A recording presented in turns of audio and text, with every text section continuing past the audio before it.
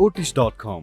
Learn anywhere, anytime. नमस्ते, शिक्षक सेवा आयोग तयारी कक्षामा उपस्थित हुनुभएका तपाईँ सम्पूर्णमा हार्दिक स्वागत छ। म राजिन पनेरो।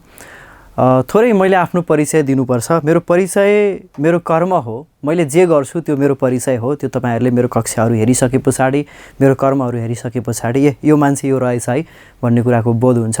तथापि सुरुमा परिचयका सन्दर्भमा म राजिन पनेरो। मेरो स्थायी घर चाहिँ गोरखा जिल्ला बारपक सुलीकोट गाउँपालिका। अहिले चाहिँ काठमाडौँमा बस्छु। त्रिभुवन विश्वविद्यालयमा 2072 सालको आयोगबाट चाहिँ म उपप्राध्यापक पदमा कार्यरत छु। अहिले नजिकै पद्मकन्या बहुमुखी क्याम्पसमा चाहिँ स्नातकोत्तर तहमा प्राध्यापन गर्छु भने अन्य समयमा यसरी नै विभिन्न इन्स्टिट्युटहरूमा नेपाली विषयसँग सम्बन्धित विभिन्न शीर्षकमा चाहिँ अध्यापन गराउँछु। प्रशिक्षण अथवा सहजीकरण भनौँ त्यो गराउँछु। यति बेला तपाईहरू लामो समयको एउटा सन्देह शङ्काको बीचबाट आयोगको स्थिति के हुन्छ, सिलेबस आइसक्यो, पाठ्यक्रममा भएका विषयवस्तुहरू पढ्न थालिसक्यौँ, तर ती विषयवस्तुहरूको सम्बोधन कहिले हुन्छ, आयोगले पदाधिकारी कहिले पाउँछ, आयोगले कहिले विज्ञापन गर्छ जस्ता विविध प्रसङ्गहरू, विविध समस्याहरूसँग चाहिँ हामी एक खालको सन्देहपूर्ण अवस्थामा थियौँ। हिजो मात्रै आयोगको पदाधिकारीहरू नियुक्ति भएको छ। यो खुसीको खबर पनि हो। अब भने हामी जाग्ने बेला आएको छ। आफूभित्र भएको ज्ञान शक्तिलाई, आफूभित्र भएका चाहिँ ज्ञानहरूलाई, विषयवस्तुहरूलाई चाहिँ अब उजिल्याउने बेला आएको छ। यसै सन्दर्भमा दोस्रो पत्र नेपाली विषयको पनि तपाईहरु तयारी गरिराख्नु भएको छ। निम्न माध्यमिक तह, माध्यमिक तहको तयारी गर्दै गर्दा ओटिसबाट तपाईहरु यो भिडियो हेर्दै हुनुहुन्छ र म राजिन पनेरो तपाईहरुको निम्न माध्यमिक तथा माध्यमिक तहको चाहिँ सिलेबस छ। म तपाईहरुलाई एकपटक के भन्छु भने सबैले वेबसाइटमा गएर, आयोगको वेबसाइटमा गएर सिलेबसहरू चाहिँ राम्रोसँग अध्ययन गरिदिनु होला। उसो त तपाईहरुले सिलेबस चाहनु भएको खण्डमा उपलब्ध पनि हुन्छ। सिलेबसमा मैले के पढ्नुपर्छ त, म माध्यमिक तहमा हो भने मैले के पढ्नुपर्छ, निम्न माध्यमिक तहमा हो भने के पढ्नुपर्छ, त्यो विषयमा चाहिँ क्लियर भइसकेपछि मात्रै बल्ल कन्टेन्टमा, विषयवस्तुमा प्रवेश गर्नु राम्रो हुन्छ। प्रथम पत्रको पनि सोही अनुसार तयारी गरिराख्नु भएको छ होला। म द्वितीय पत्रको नेपाली विषयको सन्दर्भमा भन्दैछु।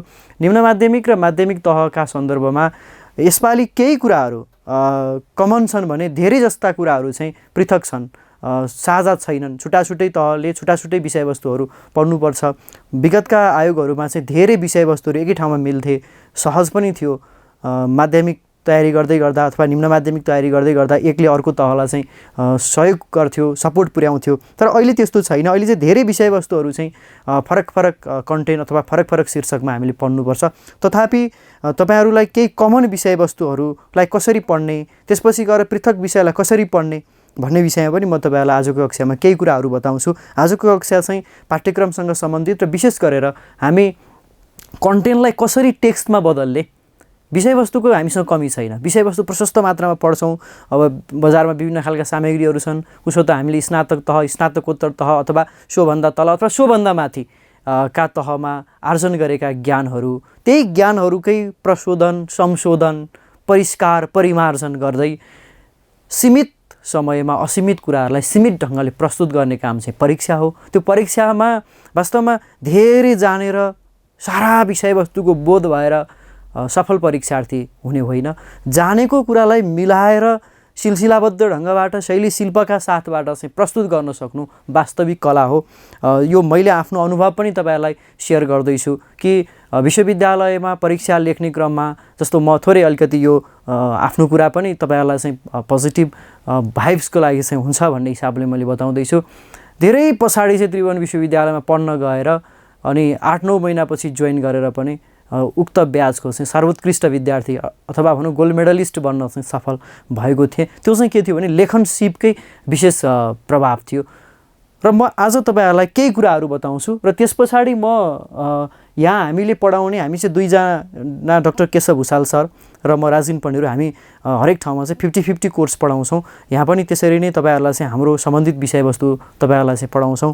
मैले पढाउने पाठहरू मैले पढाउँछु, सरले पढाउने पाठ सरले पढाउनुहुन्छ र त्यो पाठहरू पढाउँदै गर्दा त्यहाँ तपाईहरुलाई कुनै पनि सन्देह भएमा हामी जहिले पनि तपाईहरुको पक्षमा छौँ। तपाईको समस्या मेरो समस्या हो, हाम्रो समस्या हो। ओटिसको समस्या हो र त्यसलाई सम्बोधन गर्ने हाम्रो दायित्व हो, हाम्रो कर्तव्य हो। म त्यो कुराहरूलाई त जोड्दै जानेछु प्रसङ्ग अनुसार। अब यहाँ मैले एउटा तपाईँहरूले यहाँ देख्न सक्नुहुन्छ शिक्षक सेवा आयोगको निम्न माध्यमिक तथा माध्यमिक तहमा पढ्नुपर्ने नेपाली विषयका केही पाठहरू, त्यसमध्ये एउटा नमुनाका रूपमा एकाइ 8 निम्न माध्यमिकका सन्दर्भमा साहित्यशास्त्र र विधा सिद्धान्त, र अर्को चाहिँ के छ भने एकाइ 7 माध्यमिक तहमा चाहिँ साहित्यशास्त्र र लोक साहित्य भन्ने यो विषयवस्तुमाथि चाहिँ हामी छलफल गर्छौँ, कसरी यसलाई पढ्न सकिन्छ।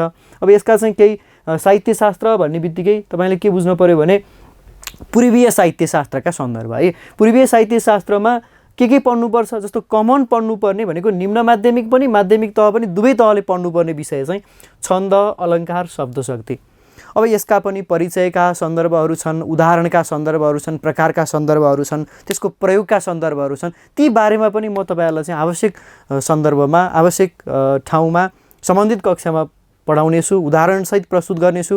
वास्तवमा हामी सकेसम्म व्यावहारिक भएर, प्र्याक्टिकल भएर आफ्नै कक्षाका पाठ्यपुस्तकभित्रका विभिन्न सामग्रीहरूको उदाहरण, प्रयोग, पुष्टि गर्ने तरिका पनि म तपाईँलाई सिकाउँछु भने अब त्यसपछि छुट्टा छुट्टै पढ्नुपर्ने, जस्तो निम्न माध्यमिकका सन्दर्भमा हो भने रस पढ्नु पऱ्यो होइन, साहित्यको परिभाषा, हेतु, प्रयोजन पढ्नु पऱ्यो। त्यसपछि पद्य र गद्यका परिचयका सन्दर्भ साथसाथै समसामयिक प्रवृत्तिहरू। समसामयिक प्रवृत्तिहरू भनेको पद्य र गद्यभित्र धेरै कुराहरू पर्छन्। पद्यभित्र कविता पर्छ भने गद्यभित्र साहित्यका अन्य विधाहरू जस्तो कथा पर्ने भयो होइन, उपन्यासहरू पर्ने भयो, निबन्ध पर्ने भयो, नाटक पर्ने भयो। त यसरी यसका चाहिँ समसामयिक प्रवृत्तिहरू पनि हामीले यसमा पढ्नुपर्छ। यसका साथसाथै है अनि बाल साहित्य र बाल साहित्यको परिचय, त्यसका प्रयोजनका बारेमा पनि पढ्नुपर्छ भने माध्यमिक तहका सन्दर्भमा हामीले जुन यो कमन पढ्ने कुरा त पढिहाल्यौँ, ती बाहेक लोक साहित्य, नेपाली समालोचना लगायतका क्षेत्रहरू पढ्नुपर्छ। यी कुराहरूलाई चाहिँ विशेष हामी कक्षामा नै बताउनेछौँ। सबैभन्दा पहिला म तपाईँहरूलाई एउटा कुरा के भन्न चाहन्छु भने अब परीक्षा आउँदैछ, आयोग खुल्ने सन्दर्भ छ, हामी पढ्न लाग्दैछौँ, हाम्रो अगाडि चाहिँ नि पाठ्यक्रम छ, हाम्रो अगाडि विषयवस्तु छ। अब यो विषयवस्तुको बोध अथवा ग्रहण कसरी गर्ने भन्ने विषयमा थोरै म अनौपचारिक रूपमा तपाईँलाई कुराकानी गर्छु। जस्तो तपाईँहरूले चाहिँ मान्नुहोस् अहिले म एउटा इक्जाम्पल यही छन्द, रस, अलङ्कारबाट, यही साहित्यशास्त्रबाटै तपाईँलाई आजको यो कक्षामा चाहिँ उदाहरणहरू प्रस्तुत गरिराखेको छु। अब तपाईँले मान्नुहोस् छन्दको बारेमा एउटा चाहिँ सामग्री पाइसक्नु भएको छ। छन्द भनेको के हो, छन्दको परिचय, छन्दका प्रकारहरू, उत्पत्तिका सन्दर्भहरू, त्यसपछि वर्तमान अवस्था, अनि छन्दमा लयको स्थिति, अनि हाम्रा पाठ्यपुस्तकहरू भनेको कक्षा 6 देखि अहिलेको सन्दर्भमा 11 कक्षासम्मका पाठ्यपुस्तकमा के कस्ता छन्दयुक्त कविताहरू छन्, अर्थात् त्यहाँ भएका सबै कविताहरूमा कुन कुन छन्दको प्रयोग गरिएका छन्, ती बारेमा पनि हामीले अध्ययन गर्नुपर्छ। जस्तो उदाहरणका लागि 10 कक्षामा वर्षा भन्ने कविता मन्दाक्रान्त छन्दमा छ भने कक्षा 6मा खोला भन्ने कविता पनि मन्दाक्रान्तमा छ। हो, यसका बारेमा पनि म सम्बन्धित कक्षामा उदाहरणसहित, प्रयोगसहित तपाईँहरूलाई प्रस्तुत गर्नेछु। सकेसम्म यो विषयवस्तुलाई चाहिँ मिलेसम्म पावर पोइन्टबाट पनि तपाईँहरूलाई प्रस्तुत गर्न सकियो भने बडा विन्यासगत समस्या पनि रहँदैन, किनभने सबै कुरा यहाँ लेख्न पनि सम्भव हुँदैन बोर्डमा। त्यो पावर पोइन्टका माध्यमबाट चाहिँ तपाईँहरूले वर्णको विशेष ढङ्गले, हामी धेरै नेपाली पढ्ने साथीहरूलाई के समस्या छ, हामीलाई के समस्या छ भने बडा विन्यासको उचित तरिकाले हामीले अध्ययन गर्न सक्दैनौँ, अथवा त्यो खालको चाहिँ विन्यास गर्न नसक्नाले पनि नेपाली विषयमा चाहिँ धेरै खालको समस्या हुन्छ। अर्थात् हामीसँग ज्ञान छ तर त्यसलाई शैली, शिल्प, भाषा चाहिँ परिष्कृत खालको छैन भने त्यसले पनि समस्या पुर्याउँछ। त्यसबारेमा पनि म तपाईँहरूलाई चाहिँ आनन्दसँग सिकाउनेछु। सबैभन्दा पहिला कुरा, तपाईँ भित्र भएको शक्तिलाई उजिल्याउनु पर्यो, जगाउनु पर्यो। म को हुँ, मेरो कर्तव्य के हो, मेरो दायित्व के हो, म जानुपर्ने कहाँ हो भन्ने कुरा तपाईँले बुझ्नुभयो भने राम्रोसँग तपाईँले आयोगको तयारी पुर्याउनुहुन्छ। तयारी पुगिसकेपछि तपाईँको नाम निस्कन्छ। अक्सर साथीहरू के गर्नुहुन्छ भने प्रशस्त पढ्नुहुन्छ अनि लेख्ने अभ्यास गर्नुहुन्न, प्रश्न देख्ने बित्तिकै अनि त्यसपछि अलिकति केही कुरा सम्झिराखेको छ अनि खुरुखुरु जस्तो छन्दको परिचय दिँदै छन्दका प्रकारहरू उल्लेख गर्नुहोस्, साथै साहित्यमा छन्दको महत्त्वबारे प्रकाश पार्नुहोस् भन्ने प्रकृतिको प्रश्न आयो भने त्यो प्रश्नमा अब कतिवटा प्रश्न छन्, एउटा समस्या हो, मूल समस्या हो। त्यो मूल समस्या 10 अङ्कको छ। अब त्यो 10 अङ्कभित्र पनि छन्दको परिचय मान्नुहोस् 4 अङ्क छ, अथवा 2 अङ्क छ, छन्दको प्रकार 4 अङ्क छ र बाँकी रह्यो 4 अङ्क भनेपछि यस्तो खालको स्थितिमा कति लेख्ने, त्यो विषयमा पनि म तपाईँहरूलाई नमुना प्रश्न उत्तर देखाउनेछु।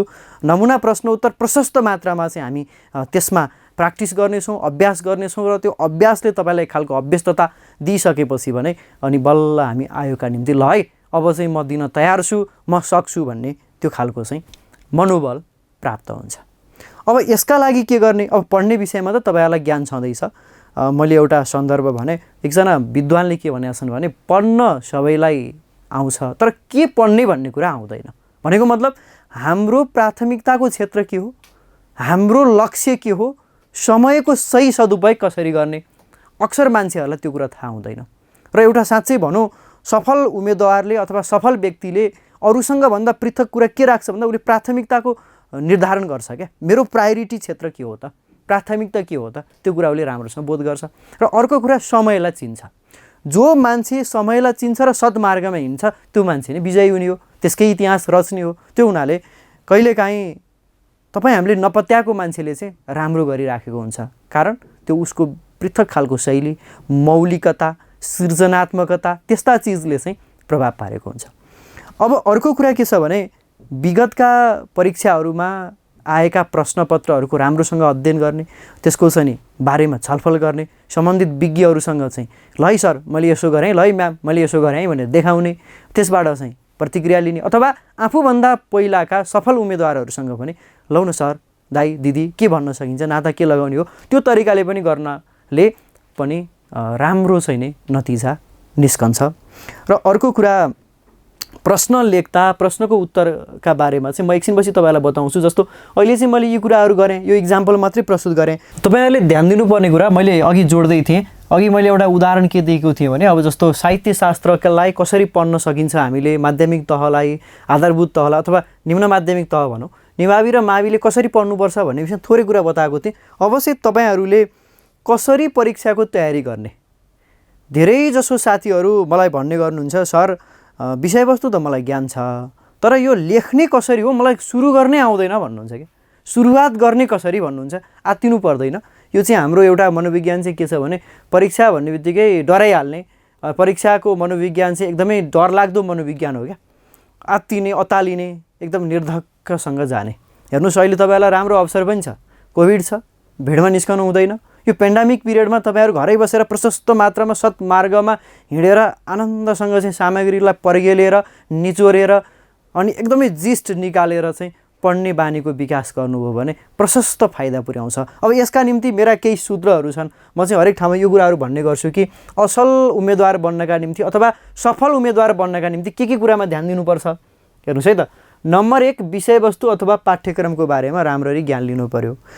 धेरैजसो साथीहरूको समस्या म के देख्छु भने म कुन कन्टेन्टको तयारी गर्दैछु होइन, मैले कुन विषयवस्तु चाहिँ पढ्नुपर्छ, निभावी हो भने मैले कति पढ्नुपर्छ, मावि हो भने कति पढ्नुपर्छ, त्यो खालको चाहिँ नि राम्रोसँग ध्यानै पुगेको देख्दिनँ, त्यो पाउँछौँ क्या। अनि अर्को कुरा विषयवस्तु भन्नाले के बुझिन्छ भने अब परीक्षाका सन्दर्भमा शिक्षक सेवाले जो पाठ्यक्रम हामीलाई दिएको छ, उपलब्ध गराएको छ, त्यो पाठ्यक्रममा रहेका ती 10वटा युनिटका विभिन्न शीर्षक उपशीर्षकहरू पाठ्यक्रम हो। अब यो विषयवस्तु अब सोही अनुसारका विषयवस्तु चयन गरिसके पछाडि अथवा त्यो विषय क्षेत्र चयन भइसके पछाडि यसलाई हामी क्षेत्र भन्न सक्छौँ। यो क्षेत्र तयार भइसकेपछि अब हामी कहाँ जाने, हेर्नुहोस् है त, तपाईँहरूको 2टा खण्ड छ, एउटा चाहिँ व्यावहारिक खण्ड छ, एउटा सैद्धान्तिक खण्ड छ। भनेको 1 2 3 4 5 व्यावहारिक पक्ष बढी त क्रियात्मक अथवा कार्यात्मक पक्षसँग सम्बन्धित छ भने दोस्रो खण्ड चाहिँ सैद्धान्तिक भनेको सिद्धान्त, परिचय, स्वरूप, प्रकार होइन, त्यस के भन्छ चाहिँ विभाजनहरू, उपविभाजनहरू, विशेषताहरू, प्रयोगहरू यस्ता पक्षसँग सम्बन्धित छन्। अब पहिलो पाटो चाहिँ कार्यकलापहरूसँग, सामग्रीसँग, मूल्याङ्कनसँग, त्यस्ता पाटासँग चाहिँ सम्बन्धित छन् भने त्यसका लागि आवश्यक सामग्री चयन गर्ने। अब सामग्री चयन गर्दा चाहिँ अब यो पाठ्यक्रमका बारेमा अथवा विषयवस्तुको बारेमा हामी एकदमै क्लियर भइसके पछाडि सामग्री सङ्कलनको चरणमा जानुपर्छ। एकदमै ध्यान दिएर सुन्नु होला साथीहरू, किनभने यो विषय जबसम्म हामीले बोध गर्दैनौँ नि, हतार गर्नुहुन्न है, हतार गऱ्यो भने चाहिँ त्यो नतिजा पनि त्यस्तै किसिमको निस्कन्छ। धीरतापूर्वक सुन्नु होला, हामी धैर्यता भन्छौँ है, धीरतापूर्वक सुन्नु होला अब सामग्रीको सङ्कलन दोस्रो चरण हो। सामग्री सङ्कलन गर्दा चाहिँ तपाईँहरूले कस्ता कस्ता सामग्री चयन गर्ने त त्यो महत्त्वपूर्ण कुरा हो। उदाहरणार्थ बजारमा विभिन्न राइटरहरूका विभिन्न प्रकाशन गृहका किताबहरू निस्केका छन्। अब ती सबै किताबहरू चाहिँ तपाईँले भने जस्तै नहुन सक्छ, लेखकीय विद्वताका कुराहरू हुन सक्छन्। कतिपय सामग्रीहरूमा चाहिँ पर्याप्त आवश्यक भनौँ न सामग्री नै छैन, विषयवस्तुको बोधै देखिँदैन। कतिपयमा चाहिँ शीर्षक गर्ने छुटेका छन्। जस्तो मैले अक्सर किताबहरूमा देख्छु, जस्तो माध्यमिक तहको तयारी गर्दै हुनुहुन्छ भने समालोचक सञ्जीव उप्रेतीका समालोचकीय प्रवृत्तिका बारेमा एकदमै कम पाउनुहुन्छ। किनभने सिद्धान्तका कुराहरू पढेका मान्छेहरूले त्यो कुरा लेख्न सक्ने भए, होइन भने कमै लेख्छन्, होइन त्यस्ता खालका छन् भने अन्यमा पनि पहिलो पाठमा पनि त्यस्तो खालको स्थिति देखिन्छ। अब हामी कहाँ जाने भन्दा सामग्री भन्ने बित्तिकै अब के बिर्सनु हुँदैन भने हामीले त एउटा तह पार गरेर आएका छौँ नि त, हामीसँग किताबहरू छन्, होइन त्यो तहको किताबहरूकै आधारमा हामीले परीक्षा लेख्ने हो। र कतिपय सन्दर्भमा जस्तो सञ्जीव उप्रेतीको कुरा गरेँ मैले, त्यस्ता सामग्रीहरू चाहिँ अप टु डेट भएका अथवा अद्यावधिक गरिएका अथवा हिजो आजका सामग्रीहरू हेर्नुपर्छ। अब आयोगमा लेखिएका किताबहरू पनि हेर्न सक्नुहुन्छ भने अब मैले थोरै अब विज्ञापनै गरेँ, डाक्टर केशव भुषाल सर र मैले संयुक्त रूपमा एउटा किताब निकाल्दैछौँ, आयोग केन्द्री परीक्षा केन्द्री। त्यस्ता सामग्री तपाईँहरूलाई छिट्टै तपाईँहरूको हातमा आउँदैछ। त्यो सामग्री भनेको चाहिँ परीक्षाका दृष्टिले तयार पारेको सामग्री हो। त्यो सामग्री पनि तपाईँहरूले अध्ययन गर्न सक्नुहुनेछ। र सँगसँगै तपाईँ हामीले पढेका र हामीले चिनेका मानेका हाम्रा गुरुका पनि गुरुका किताबहरू चाहिँ आधिकारिक किताबहरू हुन्। जस्तो पूर्वीय शास्त्र पढ्दै गर्दा तपाईँ चाहिँ गोविन्दराज भट्टराईका किताब, वासुदेव त्रिपाठीका किताब, मोहनराज शर्माका किताब, त्यस्तै गरिकन तपाईँ के भन्छ अरूका किताबहरू, केशव प्रसाद उपाध्यायका किताब, यस्ता सामग्रीहरू तपाईँहरूले पढ्नुभयो भने ती सामग्रीहरू आधिकारिक हुन्छन्। संस्कृतमा पनि पुग्नु पर्दैन क्या, अङ्ग्रेजीमा पनि पुग्नु पर्दैन क्या। हामीसँग प्राप्त त्यो रिसोर्सेसहरू, त्यो सामग्रीहरूको राम्रोसँग चाहिँ नि चयन गर्ने, सङ्कलन गर्ने। पहिलो काम त सङ्कलन हो। विषयवस्तु क्लियर भइसकेपछि सङ्कलन गर्छौँ, यसलाई हामी कलेक्सनको चरण भनौँ। पहिला कन्टेन्ट भयो, त्यसपछि कलेक्सन भयो। कलेक्सन पछाडि अर्को महत्त्वपूर्ण कुरा सेलेक्सन हो क्या, छनौट हो। धेरै मान्छेहरूले चाहिँ किताब त पाए तर कति पढ्ने भन्ने कुरा थाहा छैन। हेर्नुहोस् है, त्यो अवस्थामा चाहिँ अप्ठ्यारो स्थिति हुनसक्छ। त्यसका निम्ति चाहिँ ल है मैले यो किताबबाट छन्दको मात्रै थाहा पाउनुपर्छ, यो किताबबाट भाषा उत्पत्तिका मतान्तरहरू मात्रै थाहा पाए पुग्छ, यसबाट अक्षरीकरण निर्माणका बारेमा थाहा भए हुन्छ, यसबाट भाषिक आन्दोलनका बारे थाहा पाए पुग्छ, यसबाट झर्रोवादी आन्दोलन अथवा तपाईँको के भन्छ हलन्त बहिष्कार आन्दोलन हो। यसरी क्लियर गर्ने र सामग्रीहरूको चयन गरिसकेपछि अब बल्ल त्यसलाई वर्गीकरण गर्ने। भाग 1 मा के पर्छ अथवा एकाइ 1 मा के राख्न मिल्छ, 2 मा के राख्न मिल्छ, एवं रीतबाट 10 सम्म के राख्न मिल्छ भन्ने कुरा वर्गीकरण गरिसकेपछि बल्ल पढ्न बस्ने हो। हामी त के छ पाउने बित्तिकै ल पढिहाल्नुपर्छ, त्यसो पनि होइन। एउटा सफल व्यक्तिले जहिले पनि श्रृङ्खलाबद्ध ढङ्गले सामग्रीको व्यवस्थापन गर्छ क्या। त्यो सामग्रीको व्यवस्थापन गर्नु भनेको, त्यो म्यानेजमेन्ट गर्नु भनेको वास्तवमा व्यवस्थापकीय कला हो। व्यवस्थापकीय कलाले चाहिँ व्यक्तिलाई सफल बनाउँछ, बलियो बनाउँछ, आत्मबल उच्च बनाउँछ। र परीक्षाको दिनमा पनि ल है मेरो सामग्री कहाँ छ भनेर अल्मलिनु पर्दैन। यो हिसाबले पनि छनौट गर्ने, वर्गीकरण गरिसके पछाडि बल्ल पढ्ने, पढेर मात्रै पुग्दैन, पुनर्पठन गर्नुपर्छ। अक्सर मान्छेहरू एकचोटि सर हेऱ्यो भइहाल्छ नि, यो त्यति महत्त्वपूर्ण छैन होला, त्यसो होइन। जस्तो हामी खाना बस्दा भोगाएको बेला कुन चाहिँ खानेकुरा चाहिँ महत्त्वपूर्ण हुन्छ भन्ने हुन्न नि त। थालमा आइसकेको खाना सबै महत्त्वपूर्ण हुन्छ, चाहे त्यो उत्तरबाट सुरु गर्नुहोस्, पूर्वबाट सुरु गर्नुहोस्, पश्चिमबाट सुरु गर्नुहोस्, होइन सबै खानेकुरा महत्त्वपूर्ण भए जस्तै हाम्रा पाठहरू, तिनका शीर्षकहरू, उपशीर्षक पनि के छन् महत्त्वपूर्ण छन् भन्ने बुझ्नु पर्यो। यसको मतलब के भने मैले पढ्ने फेरि पनि पढ्ने। के भन्छ भने संस्कृतमा पुस्तकेषु चया विद्यम परहस्तगतम धनम कारै कालै समुत्पन्ने नसा विद्या न तद्धनम भन्छ। संस्कृतका साथीहरूले चाहिँ यसलाई उच्चारण मिल्यो मिलेन राम्रोसँग हेर्नु होला। यसको आशय के भने पुस्तकभित्र भएको विद्या र अर्कालाई दिइसकेको सम्पत्ति काम लाग्दैन। हेर्नुहोस् है, पढिहाल्नुपर्छ, ज्ञानको संशोधन प्रशोधन अनि त्यस पछाडि शोधन अथवा सोध्ने बेलामा चाहिँ ठ्याक्क भन्न सक्ने हुनुपर्छ। हो त्यो खालको भयो भने मात्रै पढेको चिज काम लाग्यो। अब पढेर मात्रै हुँदैन नि, लेख्न पर्छ। फेरि हामीले देखाउने ठाउँ त कहाँ हो, यहाँ हो, 6औं नम्बर हो। हेर्नुहोस्, लेखन पुनर्लेखन, होइन पढ्न पर्यो। पढिसकेपछि अब तपाईँले मैले यो टपिकबाट उदाहरणका लागि अब मैले रसको बारेमा चाहिँ यति कुरा बुझिसकेँ है। रस भनेको चाहिँ के रहेछ भने भरत मुनिका अनुसार तत्र विभाव अनुभाव व्यभिचारी संयोगाद्र रस निष्पत्ति।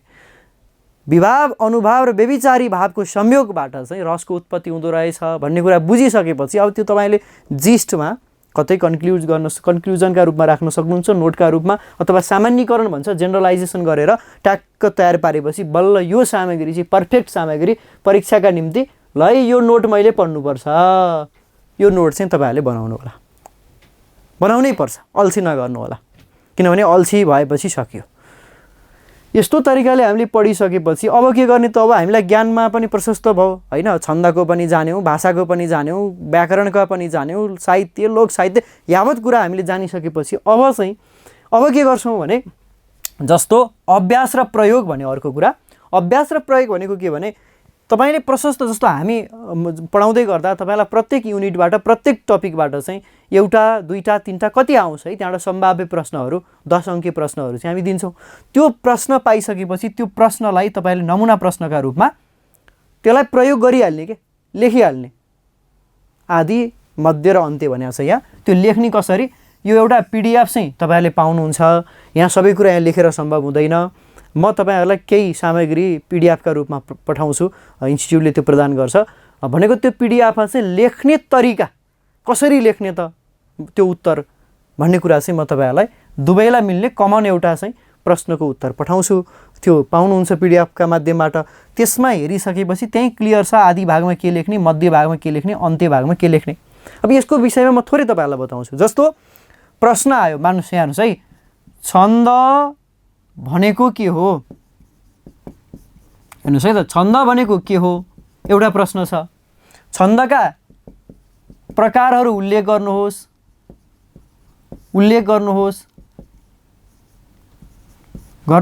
है। अनि साहित्यमा अथवा काव्यमा भन्नुस् छन्दको महत्त्व उपादेयता आदि प्रकाश पार्नुहोस् भन्यो है। होस् भन्यो भने अब यहाँ कतिवटा प्रश्न छन् भन्ने कुरा चाहिँ थाहा पाउनु पर्यो है त। अब यहाँ चाहिँ के भने छन्द भनेको के, अथवा यसरी टुक्रा टुक्रा छन्दको परिचय दिँदै प्रकारहरू उल्लेख गर्नुहोस्, साथै काव्यमा छन्दको महत्त्व अथवा छन्दको स्थान निरूपण गर्नुहोस्। जुनसुकै तरिकाले प्रश्न आउन सक्छ। अब यसमा जान्नुपर्ने कुरा के भने छन्द भनेको के हो त, अब लेख्न सुरु गर्नु पर्यो। अब कविता हुन्छ, यसो हुन्छ, उसो हुन्छ भन्दै भन्दै भन्दै गएर बल्ल छन्दको लेख्ने होइन। छद धातुमा असुन प्रत्यय लागेर छन्द शब्दको निर्माण हुन्छ, अथवा संस्कृतको छद धातुमा त्यहाँबाट सुरु गर्ने होइन। त्यसपछि बाँध्ने, प्रसन्न गर्ने, त्यहाँबाट अगाडि बढ्ने। म त्यो कुरा चाहिँ तपाईहरुलाई उपलब्ध गराउँछु है।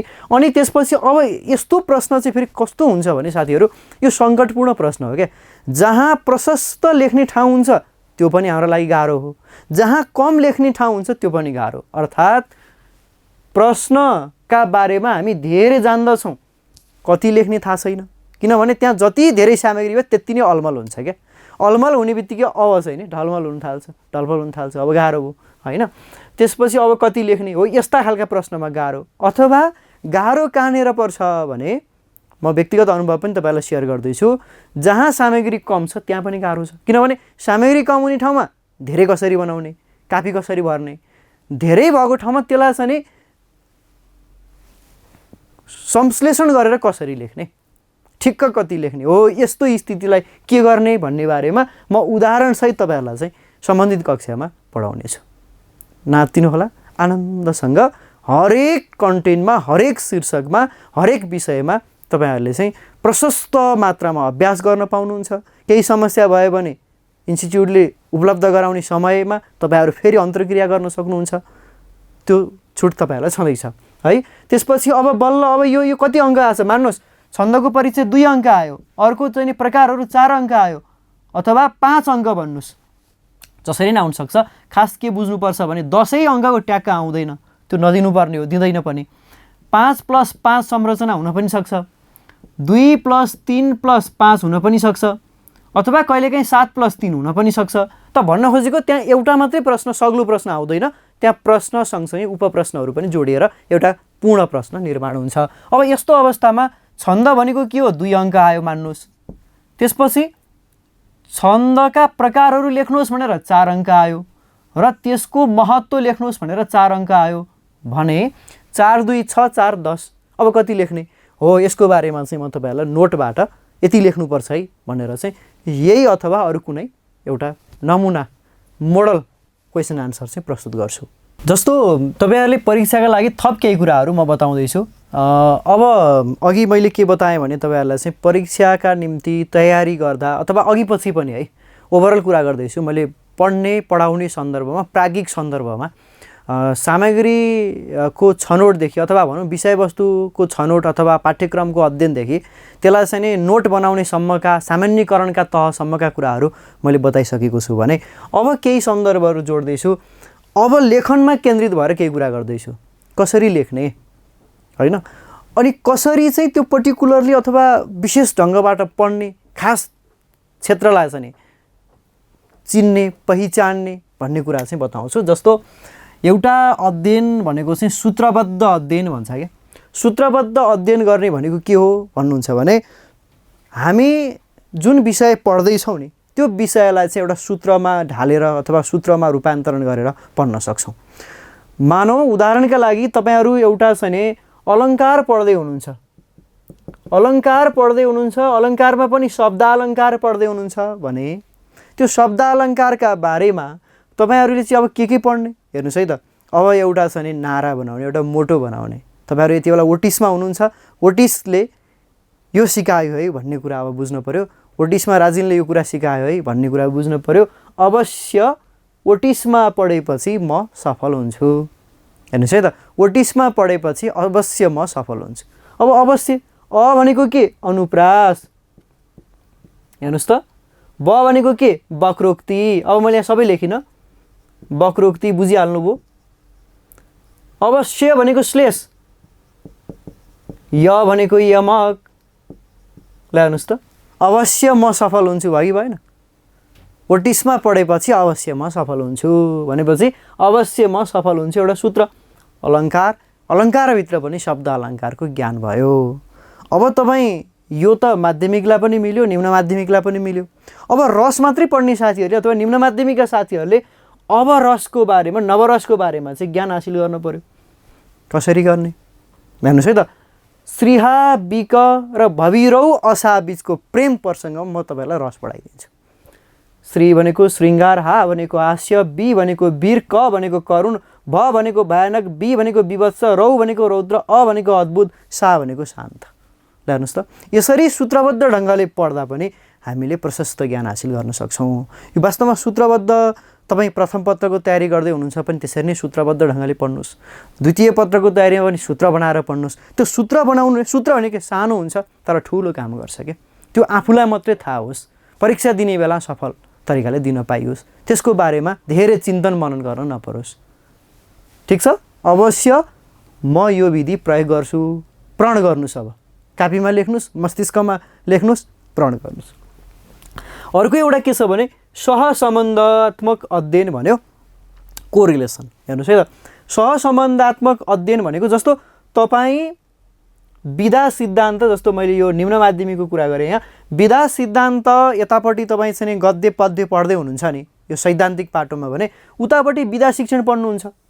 यो बीच चाहिँ धेरै कुराहरू मिल्छ नि त परिचय मिल्छ त्यसपछि गएर त्यसका विशेषताहरू मिल्छ भने यसलाई चाहिँ एकअर्कामा अन्योन्याश्रित सम्बन्धका रूपमा पनि हामीले अध्ययन गर्न सक्छौँ। यो खालको अध्ययनले पनि यो खालको चाहिँ तयारी गर्नाले पनि हामी सफल हुन सक्छौँ।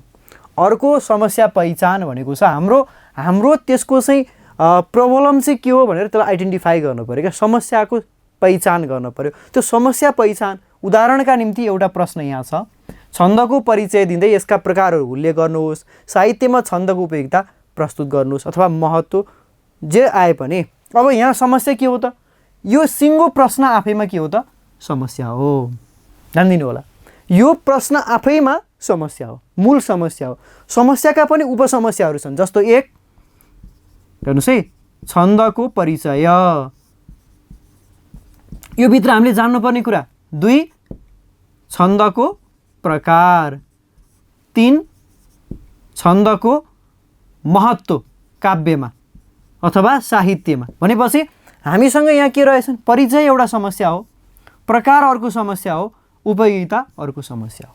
त यसरी समस्याको पहिचान भइसकेपछि अब हाम्रो शीर्षक बन्यो नि त। हेर्नुहोस् त, छन्दको परिचय एउटा शीर्षक बन्यो होइन, छन्दको प्रकार अर्को शीर्षक बन्यो, त्यसपछि गएर छन्दको महत्त्व अर्को शीर्षक बन्यो। त यसरी हामीले शीर्षकीकरण गर्नलाई पनि तपाईँलाई पछि सजिलो हुन्छ। जस्तो म यहाँबाट देखाउँछु त्यही कुरालाई। अब त्यो पहिचान हामीले गरिसके पछाडि अब पहिचान त गऱ्यौँ, अब हामी पहिचानपछि के गर्छौँ भन्नुहोस् त। पहिचानपछि हामी चाहिँ त्यसको समस्याको समाधान गर्छौँ। अब समस्याको पहिचान गएपछि अब हामी यसो यसो गर्ने रहेछ भन्ने कुरा यो हामीलाई चाहिँ ज्ञान मिल्यो, यो मार्गदर्शन भयो। मार्गदर्शन भएपछि अब हामी लेख्न सुरु गर्छौँ। अब छन्दको परिचय। अब यसरी के गर्छौँ भन्दा छन्दको परिचय भन्छौँ, यसलाई अन्डरलाइन गर्छौँ अनि यहाँबाट लेख्न सुरु गर्छौँ। संस्कृतको छद धातुमा होइन, धातुमा असुन प्रत्यय लागेर छन्द शब्दको निर्माण हुन्छ। यसरी अब हामी काम गर्छौँ। अब त्यसपछि यो काम सकिसकेपछि अर्को हामीले के गर्छौँ, छन्दको प्रकार भन्छौँ। छन्दको प्रकार भन्छौँ। अब छन्दको प्रकार कति छन् त हेर्नुहोस् है त। अब मूलतः छन्दका प्रकारबारे विद्वानहरू बिच यति नै हो, यसरी नै प्रस्तुत गर्नुपर्छ भन्ने एकमत देखिन्न। तर म चाहिँ के भन्ने गर्छु भने जस्तो शास्त्रीय छन्द, उदाहरणको लागि शास्त्रीय छन्द भनेको शास्त्र सम्बद्ध, नियम सम्बद्ध भने। त्यस पछाडि अब शास्त्रीयमा पनि दुईवटा छ, एउटा बाणिक छन्द छ, अर्को मात्रिक छन्द छ। बाणिक भनेको वर्णका आधारमा, जस्तो शार्दूल विकृणित, मन्दाक्रान्ता, त्यस्तो। जस्तो यो नियमबद्ध हुन्छ भने जस्तो शार्दूल विकृणित नियम किन हुन्छ, त्यहाँनिर चाहिँ तपाईँहरूले यति गति गौणका कुराहरू गर्नुपर्छ। उदाहरणका लागि त्यहाँनिर रोक्नु, विश्राम गर्ने। जस्तो गाईलाई लग्यो न्याज कसले, बाछो छुटाइकन, पोथी पास परी मरिनी गुणका, बच्चा नहुर्किकन, के हेर्छौ यतिको बिजोक धरती, माता तिमी फाटहे, आमा बालक के नमार भगवान, संसार भर्ने भए। यो शार्दूल विकृणित छन्दको चाहिँ वाचन शैली हो। अब कतिमा रोक्ने, कतिमा चाहिँ छोड्ने, यसले ज्ञान दिने हो। अब तपाईँ अर्को कविता पढ्नुहोस्। जस्तो नेपाली हुँ कठिन गिरीमा, चन्नलाई सिपालु, बैरी नै होस् तर छु बहुतै, दिन माथि दयालु। सिद्धिचरणको परिचय कविता पढ्नुहोस्, मन्दाक्रान्त छन्दमा छ, त्यसको आफ्नै पहिचान छ। भनेपछि यो नियमबद्ध हुनु बाणिक छन्दको विशेषता हो। उसो त मात्रिक छन्दमा पनि त्यो खालको विशेषता रहन्छ। एउटा यो शास्त्रीय, अर्को लोक छन्द। हेर्नुहोस् है त, लोक छन्द भनेको जातीय छन्द। अब यसका बारेमा पनि। अनि त्यस पछाडि गएर अर्को मुक्त भन्ने छ। मुक्त भनेको गद्य पनि भन्न सकिन्छ जसलाई। त्यस्तै गरिकन अर्को छन्द छ आयातित भन्छ, आगन्तुक भनौँ, आगन्तुक है। आगन्तुक भन्ने चाहिँ अब यहाँ धेरै कुरा पर्छ। अब यसमा मुक्तक पर्न सक्छ, त्यसपछि गएर के भन्छ छन्द, के अरे गजल पर्ने भयो है। त्यस्तै गरिकन अब अहिले आएका धेरै छन्। अब हाइकुहरूदेखि लिएर धेरै कुराहरू छन्, बाछिटासम्म भनौँ न, अन्तिममा आउँदा बाछिटासम्म। यस्ता कुराहरू चाहिँ अब छन्दका प्रकारहरूभित्र राखेर तपाईँहरूले अध्ययन गर्न सक्नुहुन्छ। त यो छन्दका प्रकारहरू, अब यसमा धेरै लेख्नु पर्दैन। तपाईँ शास्त्रीय छन्द, लोक छन्द, जातीय छन्द, अब यस्तो थोत्रो लेख्ने, यसलाई शास्त्रीय भन्छ, यसलाई लोक छन्द भन्छ होइन। लोकसँग सम्बद्ध हुनु लोक छन्द हो। विभिन्न जातिका विभिन्न संस्कार जन्ने सन्दर्भमा गाइने थुप्रै लोक छन्दसँग सम्बद्ध, अब जस्तो झ्याउरेहरू भए, सेलोहरू भए होइन, मारुनीहरू भए, थुप्रै यसका पनि विविध प्रकारहरू छन्। छन्दका बारेमा त जति वर्णन गरे पनि सकिँदैन। पिङ्गल ऋषिले चाहिँ छन्दलाई व्यवस्थित रूपमा अध्ययन गर्नका निम्ति पिङ्गल सूत्रको निर्माण गरे। छन्दशास्त्रको लाई वैज्ञानिक काम अथवा वैज्ञानिक रूपमा रूपान्तरण गर्ने अथवा त्यसको अध्ययन गर्ने काम गरे। त्यहाँ त्यसका बारेमा हामी सम्बन्धित कक्षामै छलफल गर्छौँ। त अहिले प्रकारमा यति लेख्ने र यसका थोरै चिनारी दिने। अब बाणिक छन्दमा नि हजारौँ छन्द छन्, त्यसका बारेमा त हामी सक्दैनौँ। तर मूलतः हाम्रा पाठ्यक्रममा पर्ने मन्दाक्रान्ताहरू होइन, त्यसपछि उपजाति छन्दहरू छन् भने उपजाति, वंशस्थ छन् भने वंशस्थ, अनुष्टुप छन् होइन, अनुष्टुप छन्द। त यस्ता बारेमा जान्न जरुरी छ। लोक छन्द पनि छन्, मुक्त छन्द पनि छ। यसरी हामीले यी कुराहरू जान्ने प्रकारमा। अब अर्को के छ भने तेस्रो भनेको महत्त्वको कुरा छ। महत्त्व चाहिँ तपाईँहरूले कसरी लेख्ने भन्दा महत्त्व चाहिँ पोइन्टमा लेख्ने क्या, बुँदामा लेख्ने। काव्यलाई आनन्द प्रदान गर्न, श्रुतिरम्य बनाउन, कर्णप्रिय बनाउन, साहित्यमा मिठास थप्न, दीर्घजीवी बनाउन, अब लगायतका के छन् त्यसलाई सूत्रबद्ध ढङ्गले तपाईँले चाहिँ पोइन्ट वाइज रूपमा लेखिदिनु भयो भने राम्रो हुन्छ। अनि अब निष्कर्ष भन्ने छ, अन्तिममा निष्कर्षै भनेर टाइटल चाहिँ दिनु पर्दैन, तर समग्रमा छन्द भनेको यो, छन्दका प्रकार यी छन्, यही कारणले साहित्यमा यसको महत्त्व छ भनेर बढीमा एउटालाई एक लाइन भनौँ न, छन्दको परिचय एक वाक्य, प्रकार अर्को वाक्य, महत्त्व अर्को वाक्य, 3 वाक्यमा चाहिँ निष्कर्ष लेखेर छोडिदिने। अब यो लेख्ने शैलीका बारेमा पनि म तपाईँहरूलाई सम्बन्धित कक्षामा सम्बन्धित शीर्षकमै कुराकानी गर्छु। अहिलेलाई मोटामोटी रूपमा यी कुराहरू गरेँ। अब कसरी लेख्नुपर्छ, समस्याको पहिचान कसरी गर्नुपर्छ, त्यसपछि गएर सूत्रबद्ध ढङ्गले कसरी अध्ययन गर्नुपर्छ, अनि त्यस्तै गरिकन सहसम्बन्धात्मक अध्ययन कसरी गर्नुपर्छ र परीक्षाका निम्ति कसरी हामीले तयारी गर्दा चाहिँ उत्कृष्ट अङ्क ल्याउन सक्छौँ भन्ने विषयमा तपाईँहरूलाई मैले केही कुराहरू बताइसकेको छु। अब यति भन्दै सबैभन्दा महत्त्वपूर्ण कुरा के त भने हामी सहजकर्ताहरूले तपाईँहरूलाई सहजीकरण गर्ने हो, यसो गर्नु है भनेर मार्ग देखाउने मात्रै हो। तपाईँहरू कति साथीहरू स्नातकोत्तर तह उत्तीर्ण हुनुहुन्छ, थेसिस गर्नुभएको छ, शोध गर्नुभएको छ, त्यो शोध गर्ने क्रममा चाहिँ त्यसलाई हामी गवेषण अन्वेषण भन्छौँ क्या। त्यो गवेषण अन्वेषण भनेको चाहिँ कहाँबाट आयो भन्नुहुन्छ भने जस्तो परापूर्व कालमा चाहिँ गोठालाहरू जाने क्रममा अथवा त्यो गाई पालन गर्नेहरूले, गोपालन गर्नेहरूले चाहिँ त्यो गाई हरायो भने त्यो गाई कहाँ हरायो भनेर खोज्नका निम्ति चाहिँ गाईको पाइला जाने र गाई पत्ता लगाउने, त्यो गाईको अन्वेषण गर्ने, खोज्ने, त्यहाँबाट गवेषण हुँदै आएर चाहिँ विशेष गरी शोध बनेको हो भने त्यहाँ के भयो, स्टेप प्रत्येक चाहिँ एउटा पछि अर्को, जसरी अघि मैले तपाईँलाई देखाएको थिएँ नि, पहिला विषयवस्तुको बोध, त्यहाँबाट चाहिँ नि सामग्री सङ्कलन हुँदै गएर लेखनीसम्म अथवा निष्कर्षीकरणसम्म अथवा सामान्यकरणसम्म पुगे जस्तै स्टेप बाई स्टेप जानु नै वास्तवमा शोध गर्नु हो। त्यो शोधकै भाषा हामीले परीक्षाका निम्ति प्रयोग गर्ने हो भने यो हरेक विषयका परीक्षार्थीलाई राम्रो हुन्छ, खास गरी लेखनसँग जोडिने पाटाहरूमा चाहिँ राम्रो हुन्छ। यो मैले अनुभव तपाईँहरूलाई प्रस्तुत गरेँ, केही विषयवस्तुहरूका बारेमा पनि तपाईँहरूलाई बताएँ। अरू बाँकी सन्दर्भहरू चाहिँ तपाईँहरूलाई सम्बन्धित कक्षामा सम्बन्धित शीर्षकमा विस्तृत रूपमा तपाईँहरूलाई आवश्यक हुने गरेर है। फेरि विस्तृत भन्नुको अर्थ यो होइन कि हामीले नोट पनि प्रदान गर्ने सन्दर्भ, नोटमा पनि धेरै कुराहरू आइसकेका हुन्छन्, सँगसँगै नमुना प्रश्न उत्तरहरूमा पनि धेरै आइडियाहरू पाइसक्नु भएको हुन्छ। अनि त्यसका अलावा ओटिसले तपाईँहरूलाई चाहिँ सम्बन्धित टिचरहरूलाई म हुनसक्छु, अर्को सर हुन सक्नुहुन्छ, राखेर तपाईँहरूका समस्याहरू सुन्ने र ती समस्या अथवा ती चासा गुनासा र नासाहरूमाथि, चासो गुनासो नासोमाथि चाहिँ सम्बोधन गर्ने काम पनि गर्नेछौँ। त्यो गर्नेछ, त्यो हिसाबले पनि तपाईँहरूलाई सहज हुन्छ र आनन्दसँग सुरुवात गर्नुहोला। एउटा के भन्छ भने कर्मण्डेवाधिकारस्ते मा फलेषु कदाचन, कर्म गर्ने फल त आइहाल्छ। भगवद् गीता 2 अध्याय 47औं श्लोकले त्यही भन्छ।